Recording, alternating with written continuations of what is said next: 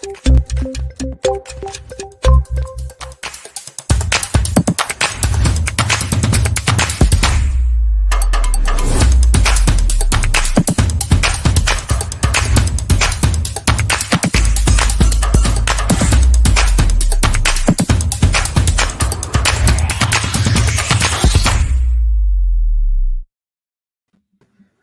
everyone. Welcome to today's show. And if you are joining for the first time, this is part of our e-commerce series for which we meet every Wednesday at 5:30 p.m. Eastern.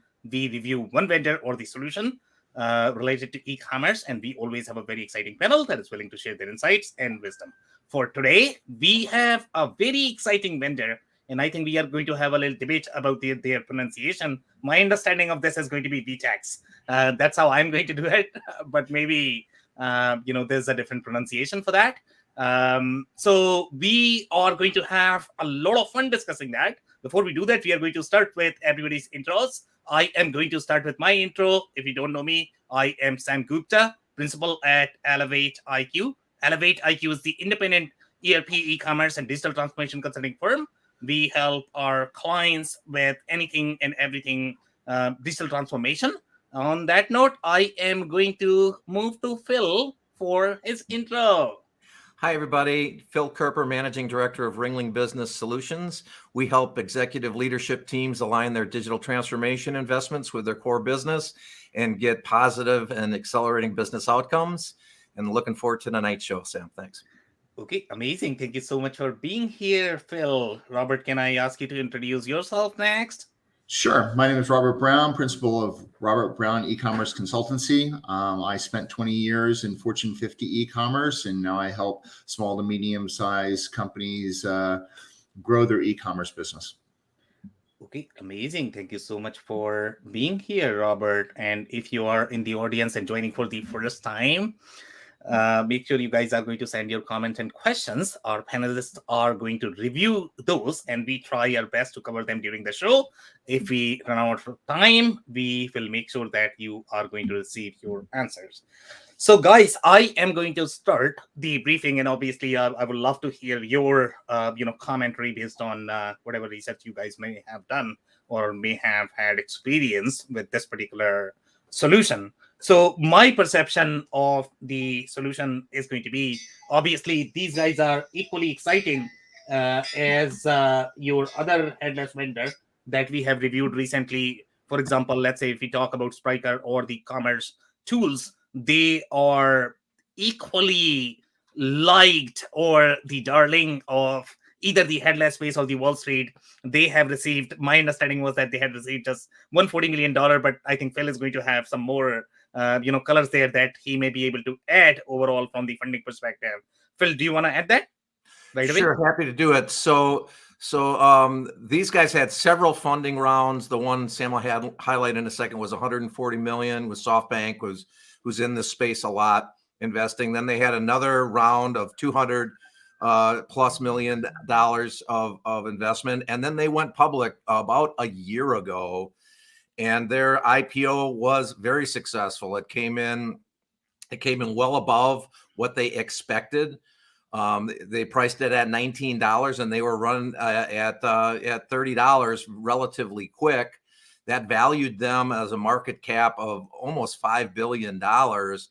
But since that time, they've come down to earth. They're down to $3. Their claim to fame is certainly volume. They don't make money, which a lot of these startups don't, but they do have a lot of transactions going across their site. They're almost 3 billion GMV per quarter based on the last quarter. So on one hand, very exciting investment, and they drew a lot of money. On the other hand, they kind of came back down to earth here, Sam, but they still are growing, and both their GMV as well as their margins are improving quarter over quarter. So still looking pretty healthy. Okay, amazing commentary there. And Phil, I am not too sure if the dollar amount that you are mentioning about coming them to Earth, right? I don't know if that is part of the tech sell-off that we are experiencing recently. I don't know when they came down in terms of value, but most of these startups are coming down right now. I mean, Facebook is down 70%. So I don't know if it correlates with that. Robert, do you have anything to add there? Yeah, so if you take a look at a bunch of the other tech darlings, they all follow the same kind of curve. So if you take a look at, say, HubSpot, Yeah. HubSpot was up at like 650 and now down at like 330. So it's been hit pretty hard. So I think that's just the entire market. Yeah, and the only people that matters to are the people who paid the $25. Yeah. I'm not saying it's poorly valued, and I think it's a heck of a good looking product, and still a good looking stock, especially at $3. It's probably a really good looking stock. Not that that's advice. I never give advice.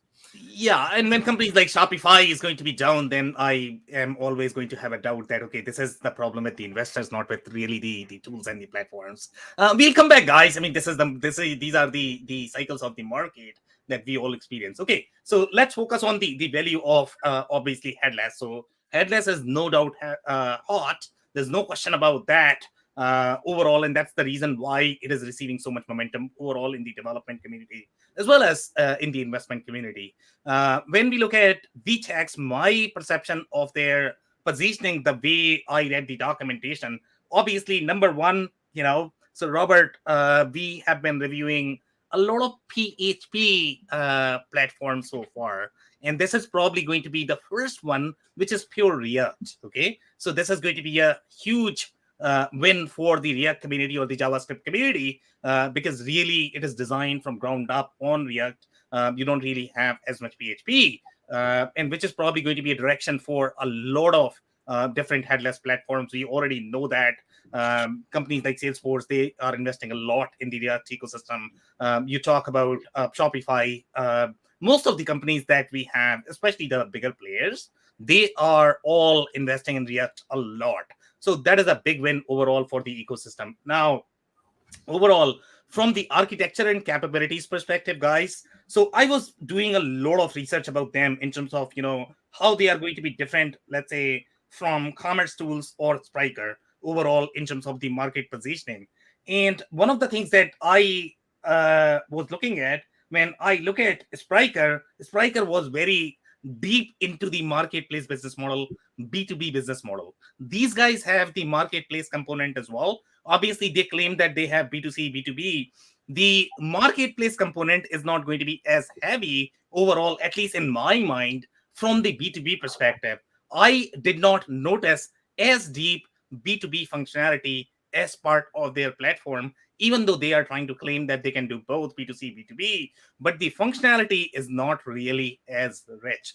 The overall marketplace model that they have, it seems that it is really designed from those franchise business model perspective, and that is probably the reason why they have very B2C centric logos. For example, Walmart, and again, I want to be extremely clear here. My understanding of their market penetration is going to be they probably have Walmart Latin America. I don't think they have Walmart North America, and the other logos as well. They are primarily captured in the Latin American market because it started, and my understanding of their origin is going to be that they started in Brazil, and that's why they have a lot of Portuguese references in their documentation, and that matters a lot, honestly speaking, based on my experience. When you look at e-commerce products, ERP products, a lot of people might think that, it doesn't matter where the product is really built from. But when you look at the payment providers, the way your payment is being going to be processed, the kind of integrations and the ecosystem you are going to have as part of the product, okay, it matters a lot in case of your ERP, and it matters a lot in the case of your e-commerce as well. So geography is a big deal. Even though it is going to be a technical product, any developer can implement virtually, whether they are in Africa or in the Philippines. But what really matters is going to be whether you have the right integration from the payment perspective, from the logistics perspective, as well as the support for the localization and the right terminology that your people are going to be speaking in the specific country. So again, the geography and the localization matters a lot for the e-commerce platforms as well. So again, my assessment of this platform is going to be the way Spryker is going to be gold in Europe, this is going to be gold in Latin America. Okay, it might not be as good platform, I would say, in North America, because you will still struggle overall in understanding the platform. The APIs are going to have a lot of different Portuguese references. I'm pretty sure they are trying to improvise that. But right now, it does feel that it still has very Latin American roots in their product.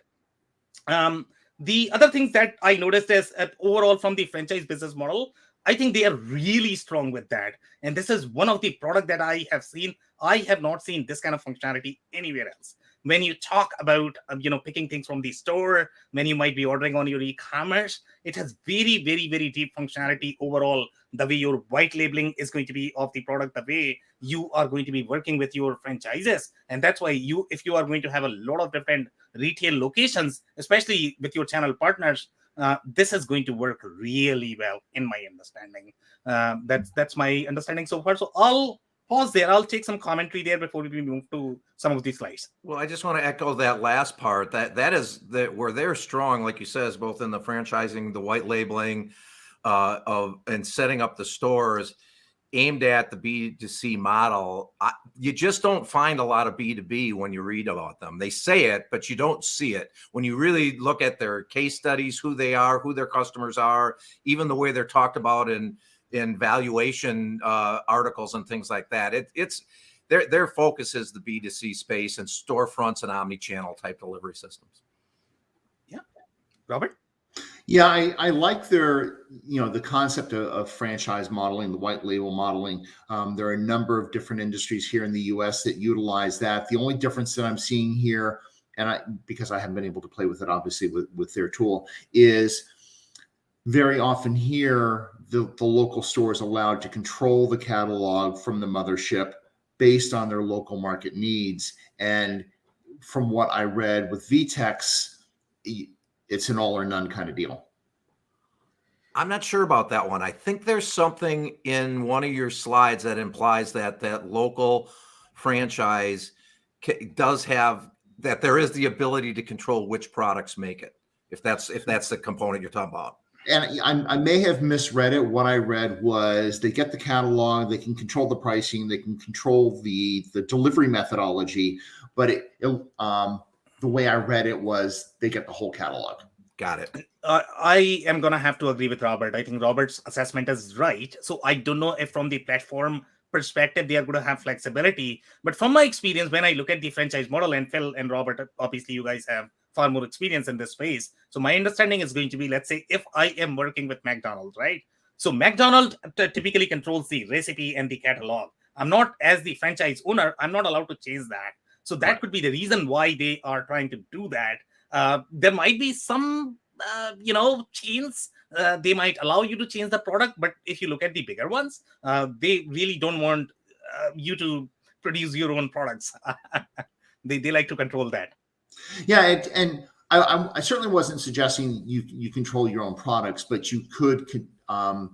It would be nice to be able to control the product mix based on, the local need. So let's say, because when you look at many of the retailers here, the product mix that they have in a store in, say, Mall of America would be a lot different than you had in, say, Woodbridge Mall in New Jersey.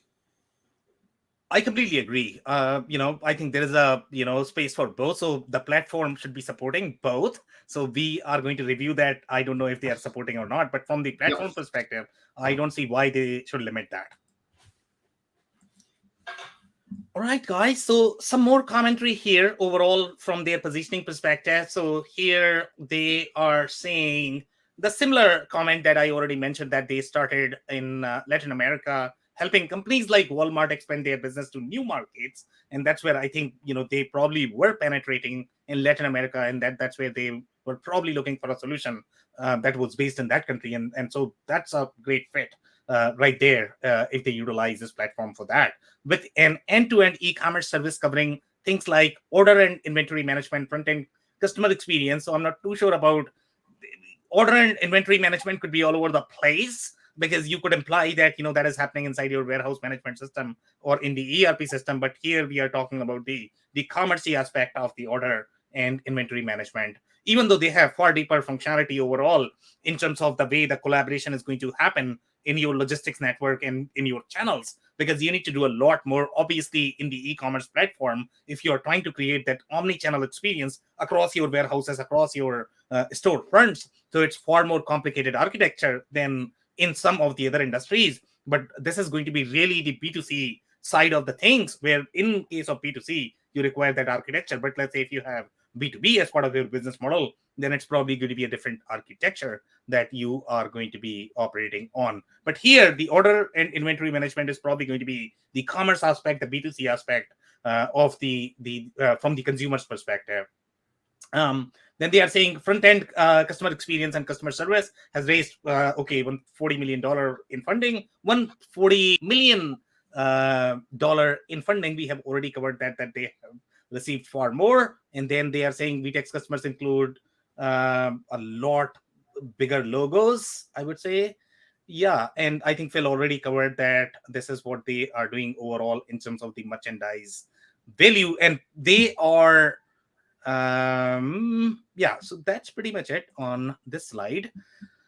Now, some of the things that I noticed overall from the architecture perspective, their architecture is far cleaner, guys. The way I like to look at the architecture, to be honest, this is what I could not see. Let's say if I'm reviewing the commerce tools or the Spryker, they have a CMS, but the CMS is not as built as I would like to see when you are combining both of the experiences, your front end as well as the programming experience, the programmer experience. So in their case, I mean, these guys seem to have done a really good job of providing the CMS as well as the programmable capabilities that developers can utilize in the back end as well.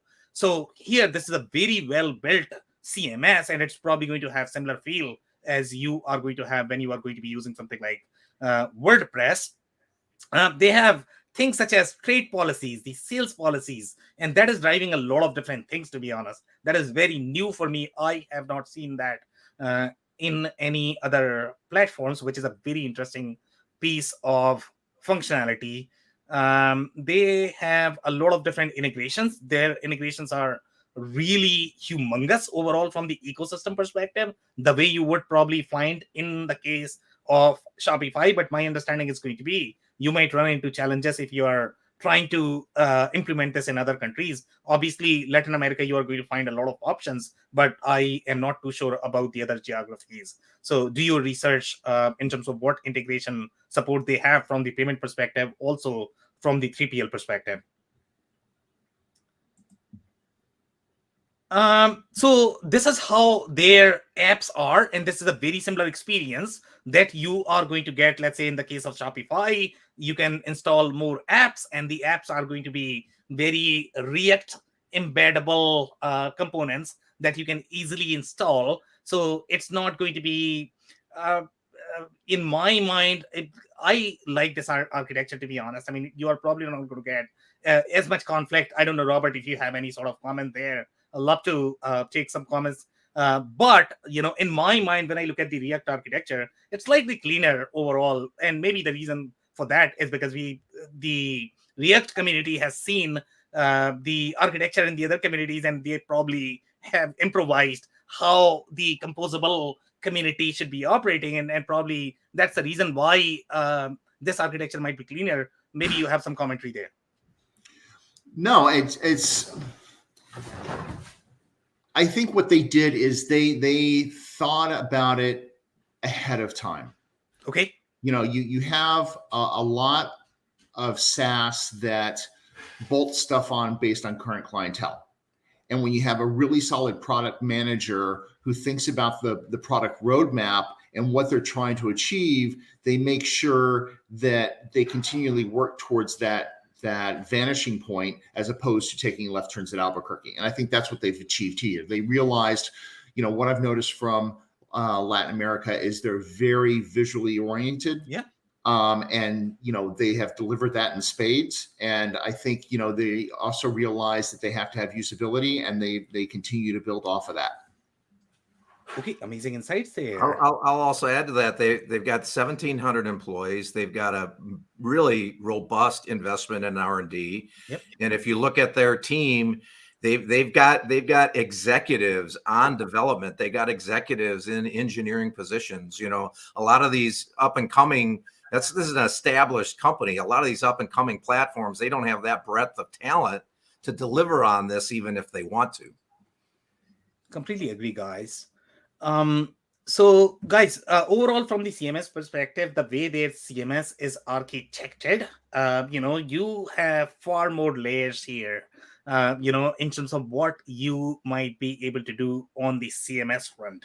And those layers are extremely meaningful when you are dealing with a very complex data model or the transactions in a lot of different business models. So here, obviously, this is going to be applicable in the case of your B2C, but even the B2C architecture is very complex when you look at all of those transactions, when you go from B2B to B2C, and then, working with these franchises, then you are going to have white label versus non-white label. So those interrelationships of the data points, it gets very, very, very complex. And that's where you need that layer in your data model to be able to support all of those business models. So this is where I guess, their CMS is very deep. That's what I could feel in terms of their depth of functionality that they are able to provide on CMS, and they are not completely throwing the ball to your backend developers that they are going to be doing the complex stuff. I'll give you a pretty screen and that's it. You can create a couple of pages, and after that everything else is going to be taken care by developers. In this particular case, it's going to have both experience in balance. So this is the view of their, and again, the way the components are structured on the screens and the controls that you have on the right side. It's very, very friendly overall. In my mind, if I look at this is very similar to how Figma works, and any designer can actually use Figma. And Phil, if you're not familiar with Figma, this is going to be a UX tool where you can literally draw anything that you like, and then that can spread the React code. So that's very powerful for the designers who don't have as much development experience. So they are actually trying to provide the similar experience. And I don't know, again, if it is because of the React technology that they are able to do it, because the way React is developed, it's very modularized, it's very component centric, and that could be the reason why they are able to do all of this. That is probably not possible with the other platforms or the programming languages. So you have, even in the case of Storefront, so in the other platforms, I think we were struggling to understand how the storefronts are going to work. Let's say if you might have marketplaces where you might have multiple channel partners, they might have their own storefronts, and then you are sort of controlling the catalog when you are working with them, and then you might have your own storefronts as well. Okay, so you are going to have multiple layers of storefronts that you are going to have. So we could not see how that is going to be managed inside the other platform. In this particular case, you can create the stores when you are going to have all of those hierarchies. So, that is probably, I don't know if that is going to reside in one database, but it seems very powerful that you can manage all of that using one admin console, which is a very powerful feature in my mind. And this is very similar to how Oracle Enterprise Commerce would do it, to be honest. So if you are able to get those enterprise capabilities, and that could be the reason why these enterprise companies are going after these platforms, that, okay, they are easy to develop, but they are also getting that enterprise capabilities to be able to enable all of those enterprise workflows that you would need in terms of the control from the governance process perspective, as well as you are getting the flexibility of the technology. Now, when we look at the integration is really slick, to be honest. Okay, so it is going to be very similar to how Shopify is going to work. So the only thing, if it is going to be pre-integrated, the trick is going to be pre-integrated. If it is already integrated, the only thing you are doing is you are really entering your credentials, and that's it. You are done, and your integration is going to be done. Now, obviously, you need to validate the data flows that you are going to require is going to be, sufficient for your architecture, the way you are building the architecture. If you are going to have multiple systems, obviously you need to figure out your source of authority. Otherwise, you are probably going to get a lot of conflicts in terms of, okay, who's going to be doing what in the system. If you are going to use only this system, then it's a different case. But most companies are probably going to use multiple systems. So you still have to figure out your architecture, how the overall architecture is going to work in your business, in your case. But I like the integration a lot, especially if you're looking for the platform-based integration. In this particular case, you are going to be connecting with all of your channels, and that is probably going to be pre-baked. Any comments, guys? No? Okay, so this is the payment gateway APIs. And again, here, the way the documentation is, the only thing you really need to do is you need to declare your dependency in your React component, and then declare wherever you are trying to put that code. So it's really easy, guys, and the documentation is done really well overall. So it's not going to require as much development effort as it is going to be, as you might have to invest with the other platform. If, let's say, you are doing this integration from scratch. In this particular case, this is all done by them. But again, the payment gateway has to be supported by them. If they are supporting them, they are going to provide the documentation. Any developer can pick it up and probably integrate this. But let's say if you are going to be doing from scratch, then obviously that's going to be far thicker integration that you have to figure out yourself. And the North American geography, again, you need to have those integrations supported. I don't know if all of the payment providers are going to be supported. Phil, I think they are supporting WorldPay. That's what I saw in the documentation. So WorldPay is great, okay, to process your worldwide payments. But I don't know how many companies are going to be fine with their rates. So you always want to have many different options for your consumers. They might say that, I'm integrated with WorldPay and I can process the payments anywhere. But that's not typically how the commerce experience is going to work, because consumers are going to dictate, okay, which payment they are going to be using. It could be credit cards, PayPal, or whatever they want to use. They want to use anything and everything. And obviously, you don't want to miss those opportunities just because you cannot support that payment gateway. Yeah, and it's a good point. You got to have options there because it's just a cost. Yeah, there's all of them are basically doing the same thing. But I do agree with what you said. Based on some of the other platforms that we've already looked at, and some of the other ones that I've become a little familiar with along the way, this is really slick. I mean, they've done a nice job. It looks very, very manageable, very doable. It's organized, slick. Yeah. So I would assume that once you reach the level of enterprise that the companies that are using here, that they're probably also going to be using their own banks, the local bank. So I know that Chase and Bank of America have their own gateways, and larger companies just integrate directly with them. Which Chase option you use, well, that depends on your level of company. So I think that that's probably one of the options these companies are using as well. It's a great not point. just WorldPay. Yeah, it's a great point. I completely agree. And I think that's where you are probably going to be requiring a little bit of custom integration as well. So just because these guys are providing, they are saying that, what payment gateway is done, that's probably not going to be sufficient. So great point, Robert. Yep.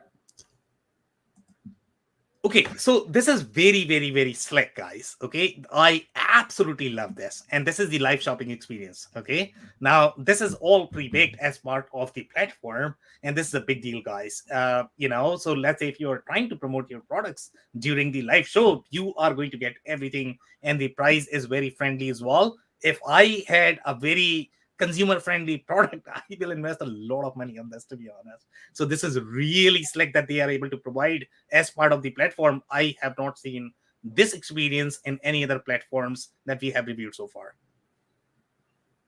So I did have a question on this. The only difference between Light, Standard, Pro is the volume. How many minutes of HD streams you can run across, and then it's a monthly fee. So I'm assuming that's monthly. I'm not sure, but I don't have a sense for if those are big numbers, small numbers, or medium numbers.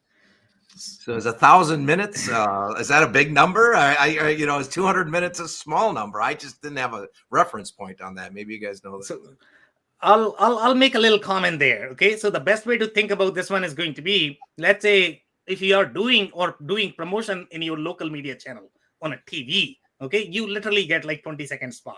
How much do you pay? Okay, so that's how they are thinking about pricing. Okay, I'm giving you an hour. Okay, sell whatever you can. And this is what I'm going to charge you, Robert. Okay, makes sense. So if you think about the streams and given the markets that they're selling in, then it's probably multiple streams, multiple channels simultaneously. These are small numbers, honestly, for the size companies that are using this. $2.90, $2.99, $4.99, $99. That's a drop, but they would probably keep upgrading. So if you think about the languages, so they're going to go for Portuguese, they're going to go for Spanish, they're going to go for European Spanish versus South American Spanish, because there are some nuances there. And then, maybe running in each country. So, they could be running 10 streams simultaneously. If you look at some of the social media platforms, they like TikTok, they give you, if you're an enterprise level account, they give you like 10 minutes per each little video. So you can burn that very quickly, but if you're making money, who cares? Yeah, it's just really interesting. I agree, guys. And I love the TikTok example. Thank you so much, Robert, for that. All right, guys. So now this is where things get really tricky. So far, whatever we have reviewed looks really good. Okay. Then you look under the hood, and then you are going to find a lot of Portuguese references in the documentation. And sometimes the terms that they are going to be using may be inconvenient for a lot of developers because they might not understand, or they might just map in a different field because they just didn't understand what you meant there. So this is what I called the localization experience, or the developer experience. Even for developers, it matters a lot, to be honest. Okay, so when your platform is going to be built right here in North America or in the UK, then it's going to be a very different experience. But let's say if you're a business in South America, Latin America, and you are looking at a platform, then you probably need to be looking at something that is going to be friendly to you. So again, if you are in the Latin American geography, or if you are a subsidiary of North American company in that geography, then this could be a great fit, because you will be able to relate with the platform, because the terms that you are going to use, the language that you are going to use, even to name your variables, okay, even that matters a lot. So here we can see very clearly, I could not read, to be honest, but in the documentation, they still have a lot of reference. You need to keep researching in the documentation. So 80% is still English, but somewhere you are going to find a lot of different Portuguese references. Yeah, and by the way, MEC, we are going to review this comment from the user as well. And some of the people who were, I believe they were Spanish speaking, but for them as well, it was slightly uncomfortable because they just could not relate to it. So it's not just the English speaking countries, it's for the other languages as well. The experience could be uncomfortable. So again, if you're in the Latin American market, this is a great platform. But for North American market, I'm not too sure. Now this is these are the widgets, Phil. So let's say if you're trying to build a site, they are trying to provide you composable widgets. So the only thing you need to do is you need to declare the dependency of your widget. So it's going to be just one line of dependency, and then you have a code that you can paste in a file wherever. Let's say if you are trying to, and this is the example. For example, let's say if you are trying to build some sort of login screen where you are going to have 5 options for login, the only thing you need to do is you need to paste a JSON file, and you are going to get all of that functionality, because that is pre-baked. In the traditional world, let's say if you're looking at Shopify BigCommerce, then how you would develop this is you are going to have a theme, and you are customizing a theme. Okay, in theme, you are doing this visually. In this particular case, the only difference is you are doing it in the code, but overall the functionality is already built and tested. Okay, those two are very different things. So you are not trying to build something like, okay, product customizer. Okay, now product customizer is already built. So this is what is the power of the composable architecture, where you are going to get all of these widgets. And my understanding of this business model is going to be, guys, okay, these are probably going to be a paid components that developers are going to be selling, and that's fair game in my mind. That's how word space ecosystem work.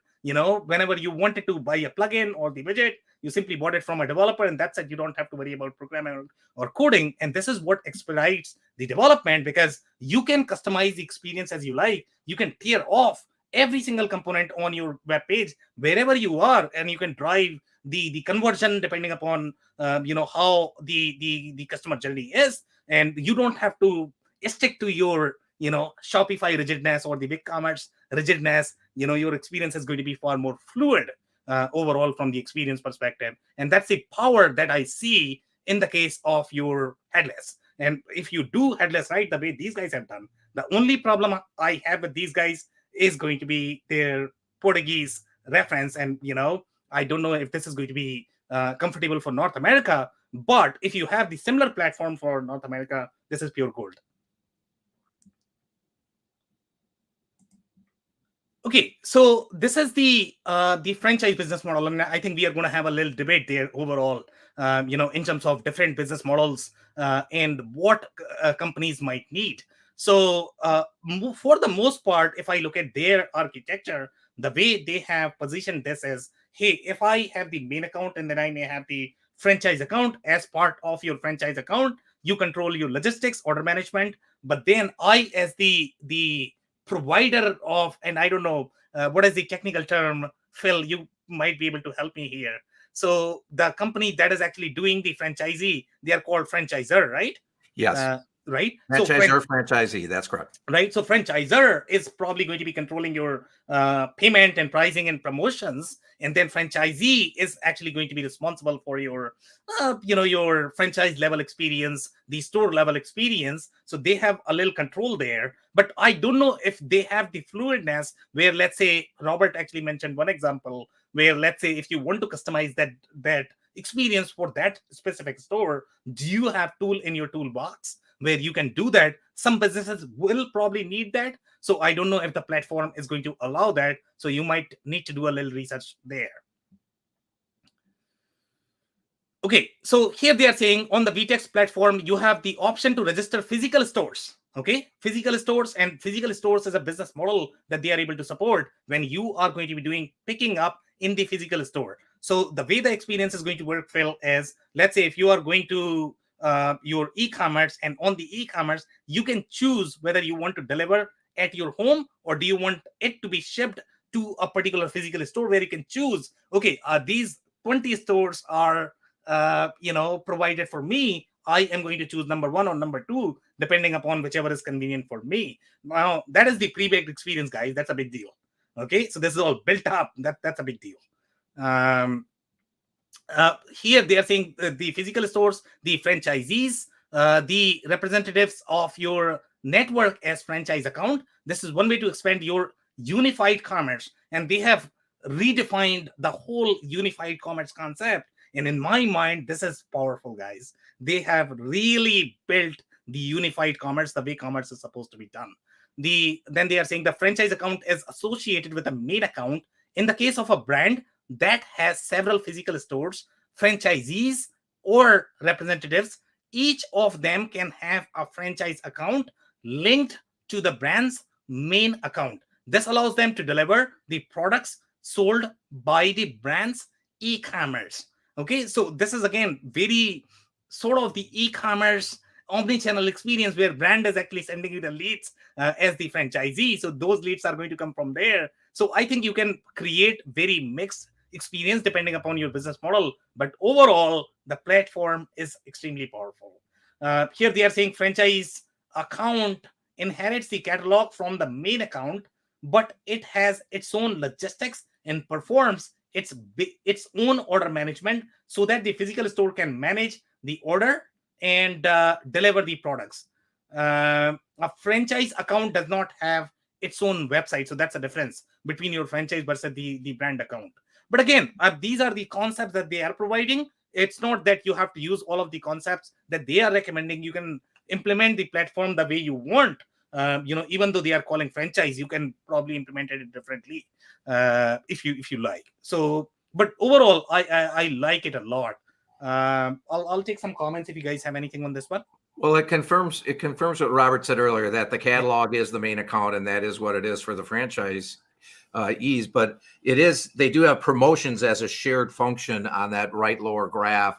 So maybe that's where some of the customization to that local needs of that store are occurring, is how they're presenting promotions kind of jointly for the franchisee account itself. Robert, you are on mute if you're speaking. So, Thanks. Sorry.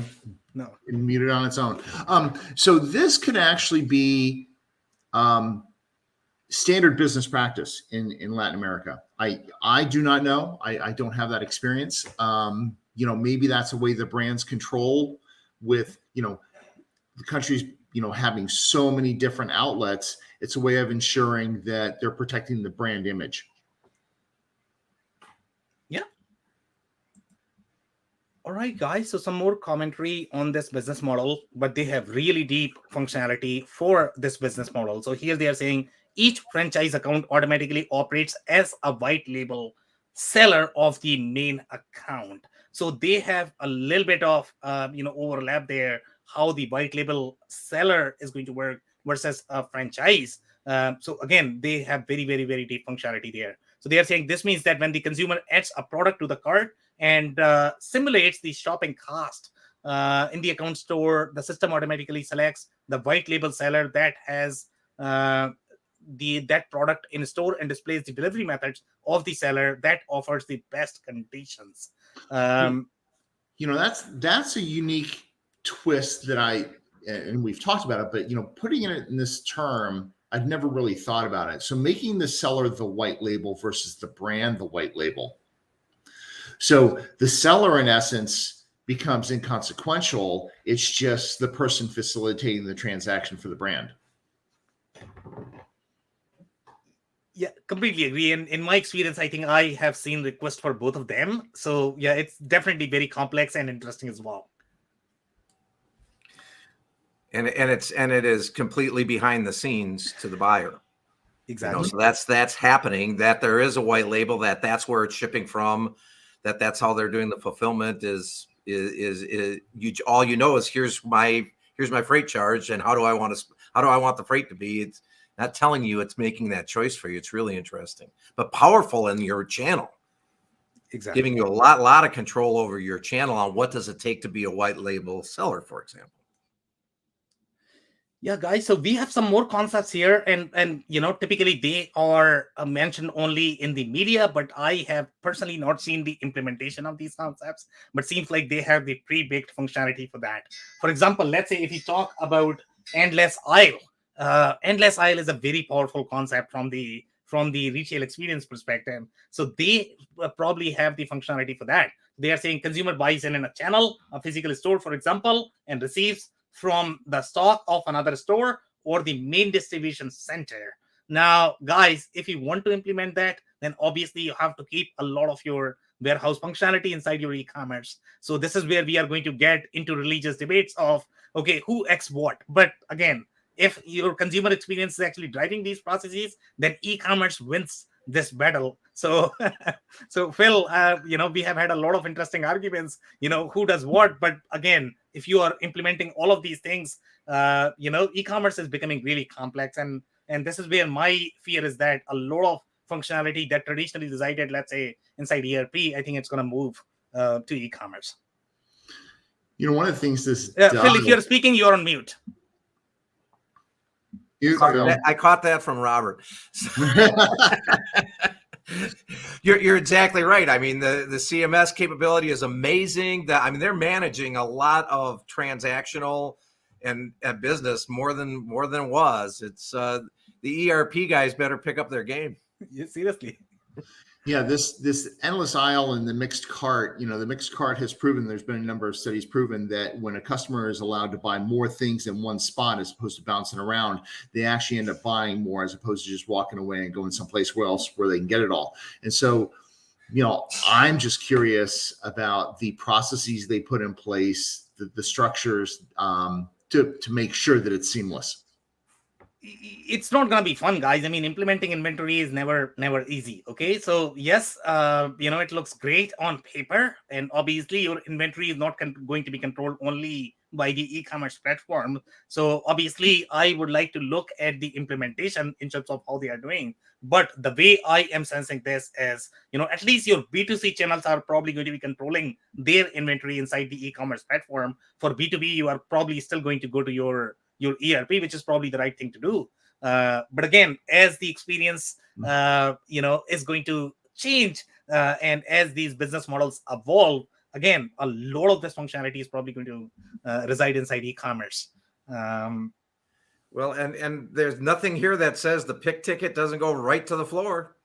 Right? I mean, they got everything. They got it's priced. They know where it's going. It's paid for.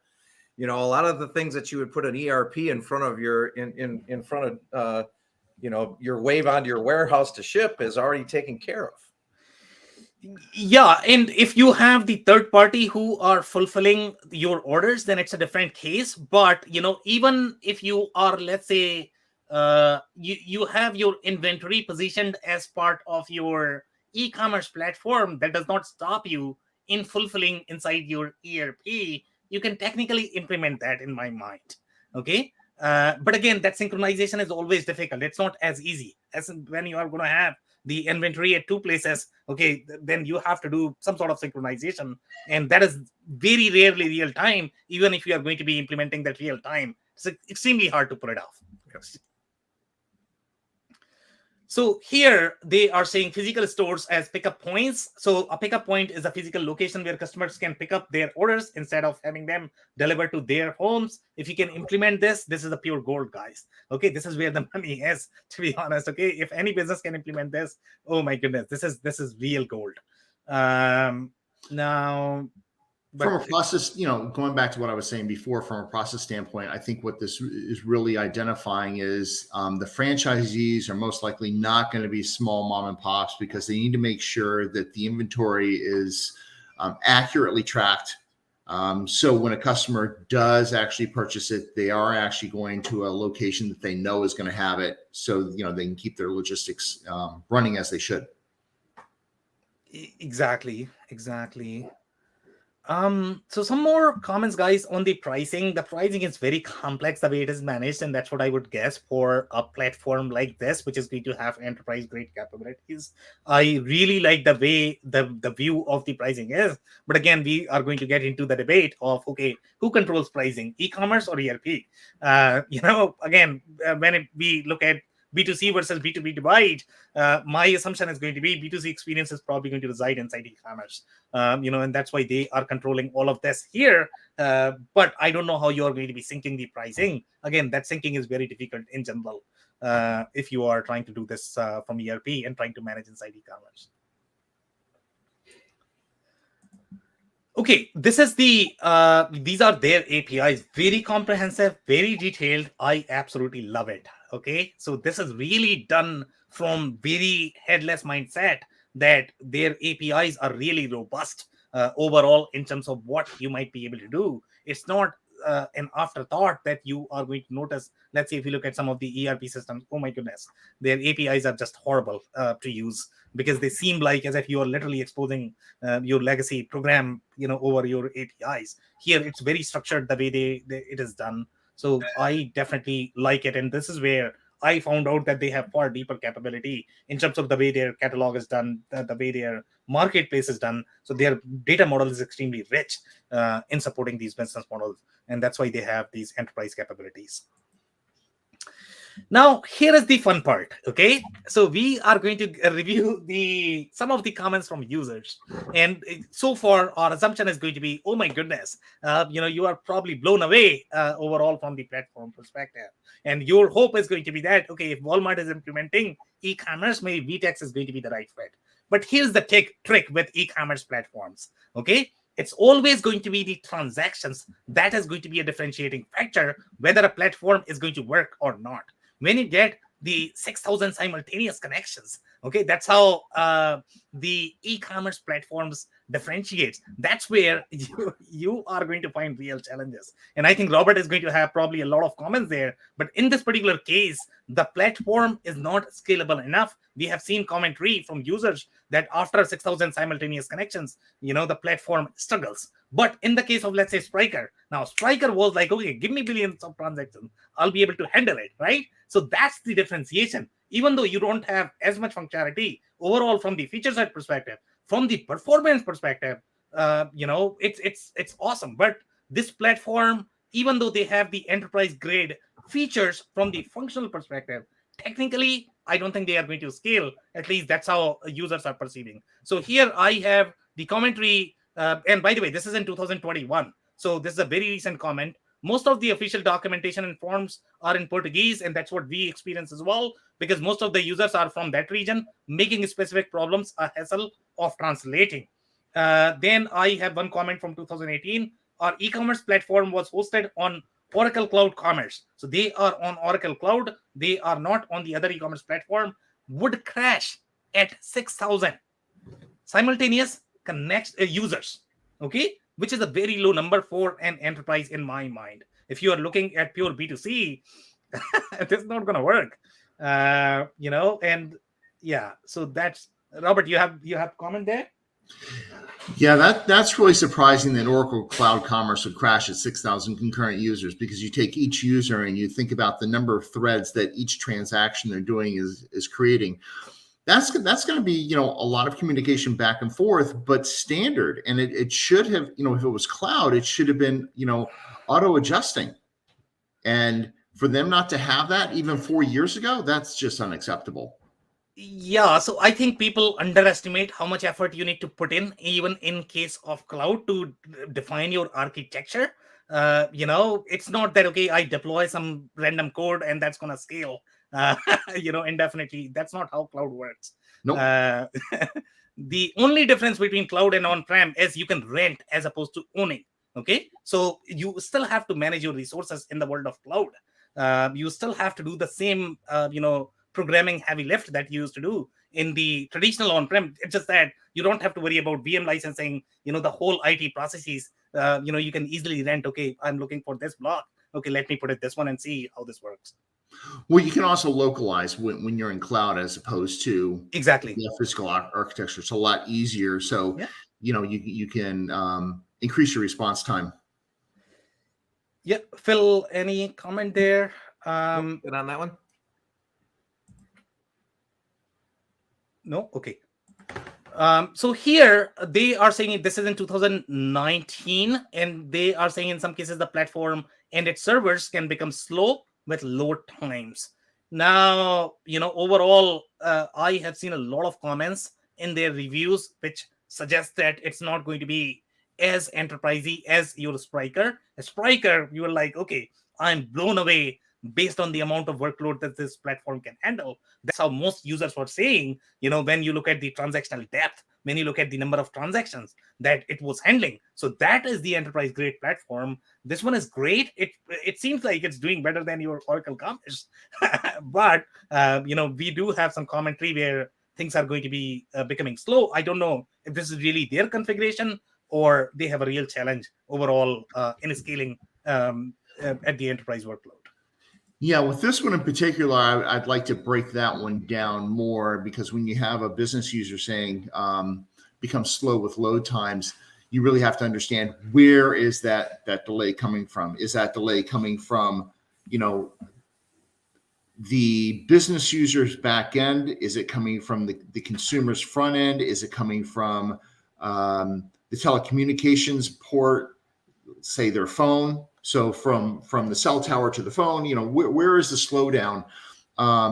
And so when you're actually doing, multi-screen and multi-user testing, the best practice is you actually have users in multiple locations to actually test the response time and load times to actually see where the issues are. And so this could be anything. Yeah, but based on the users are suggesting, I would definitely recommend doing a little bit of research, or maybe doing the load testing of the software that you are trying to buy before you implement, because once you actually put it to the live test, then you will come to know, okay, whether it can handle it or not. and then I don't know what you are going to do after going through 12 months of implementation, right, Phil? Correct. And also push your sales team to get you some good references that you can talk to. Yeah. And when they drag their feet and they say they got a bunch, but they just don't quite get to it, keep harping on them. Get your references talked to. Like any of these, if there's someone similar to you, they'll tell you. You get that reference on the phone and the salesperson gets off the phone, you can have a real conversation and find out if performance is an issue or not. Yeah, and guys, I would make one more comment there. Get really, really good solution architect on your side. The reason for that is, even though these screens look pretty easy, that anybody can build these websites, but IT systems were never easy. Okay, so get a solution architect who really understand how to sort of scale the platforms and how to implement these architecture. Otherwise, it's going to be really hard. Right. IT's not ever easy because you guys are too darn smart. You keep coming up with complicated solutions to stuff, right? Isn't that the problem? We got to keep employed, man. That's the deal. And then you charge. It's a great racket, right? And then I got to, as a business owner, I got to hire you to help me. Really, you get what you pay for. You guys are super smart. I just want to say you're very intelligent people. This was a good one. These guys, their product and their strategy to market makes sense to me. And I do think that it's a little weird that they haven't gotten farther on getting the language cleaned up. They've opened an office in Singapore. They're in London. They're all over the place. You would think they would have some of these, either capacity and performance or language being universal or available in the local language. That one's weird to me that's not cleaned up yet. Yeah, and guys, I mean, if you have the localized need, you should have two different documentation. For Portuguese, you should have a separate documentation, because you are probably going to have users that are going to require that. They might not have as much English background and they might not like it. So have 3 different versions, one for Spanish, one for English, one for Portuguese. Don't make sense. We all know that every technology company out there, the last thing they touch is the documentation. Exactly. But they're selling to some big names. Yeah. Albeit the Latin America divisions of those big names, but even so, big names with a lot of volume. And I really do that franchise structure, the way they really have their business model developed on that. The way they can allow the system to choose the best avenue to get the product to where it needs to go, and putting that functionality on the commerce system. That's the CMS capability that, like you said, that was really deep, Sam. That's all pretty impressive stuff. So I am going to have a question for you, Robert, and this is probably going to be a slightly more technical question. So let's say if you were designing this platform, and I think the challenge that they are running into in this whole Portuguese debate is the fields that they have are actually in Portuguese, and those are going to be very hard to localize. So I don't know how other companies are handling that, because it's not the documentation that is the problem. Documentation is probably going to be auto-generated. I don't know. Documentation you can localize easily. But okay, when you are going to have those individual field names of your database, okay, what do you choose? Do you choose Portuguese or do you choose English? If your developers are going to be from Brazil, they are probably going to be preferring Portuguese. But again, it's not going to be as comfortable for English-speaking countries. So I don't know if there are any programming languages that can localize your database fields. So I don't know how to solve that problem, to be honest. Most of the development that I've seen, even with, on a global basis, has been in English. And because it's a universal language. If you think about pilots, they're required to speak English. And so when you look at development, most of it is in English. You've got a few holdouts that don't. So like Russian, the French, they're very adamant about keeping their language. And so for them to do Portuguese, I'm a little confused. I mean, they probably have a translation table that was probably developed by a third party to help developers move a little bit faster. Or maybe it's just their way of helping to spread the understanding of Portuguese. It's a beautiful language. I just have never had the opportunity to learn it or speak it. Well, and to your point too, Sam, France, for example, there's laws in France that you have to have your documentation, invoicing, packing slips, any contractual type of document has to be in French if you're going to sell into France. It's a legal standard that you have to meet. But I mean, the enterprise ERP systems have good internal language translation on the field level. So if you're standing up Oracle or SAP or something like that, probably Microsoft, I'm not positive of that. If you're standing that up in US and you also have it in, Spain or Germany or whatever, that user will turn it on and it'll be in German and the fields will be in German. The data doesn't translate, but the actual, the structure of what the user's looking at translates. So there's got to be capability out there if they're doing it in ERP, right, Sam? So it's a sort of the preference, and you have to sort of pick your battle, I guess, there, right? So even if you look at SAP or Sage, sometimes you are going to have references of euro. You are not going to have references of dollars because that's their target customer base. So you have to decide, okay, which is your target customer. So here, let's say if you are developing a solution for France and you are targeting inside France, don't position it as North American solution because it's not really designed for that. So if you're designing for your North American audience, you have to have things in English and dollars that people understand. So this is where things get really tricky when you are developing a solution. You have to define your target market. You can't really have a globalized e-commerce solution or the ERP solution. It's very hard to pull that off. Yep, agreed. To your point, Phil, so absolutely France, and the province of Quebec, they also require French. Yeah. In Switzerland, because they actually speak, 4 languages. Yeah, 4. When we did an implementation in Zug, and we implemented in English because it was a global treasury unit. All right, guys. So we are close to our time. Any other short comments, guys? No? Exciting platform, this one. Very cool. All right, guys, so that's a wrap. And again, it's a very capable platform. There's no question about that overall in the franchise model perspective. So if you're looking to expand either in Latin America or you are in Latin America, I think this is going to be a really powerful platform, especially if you like React and the headless. So make sure you are paying attention to that. On that note, if you joined for the first time, this was part of our e-commerce series for which we meet every Wednesday at 5:30 p.m. Eastern. We pick one vendor or the solution that we review independently. So make sure you guys are going to be here next week. We are going to come back with another vendor or the solution. On that note, thanks everyone for your time and insights tonight. Thanks, everybody. Thanks, everyone.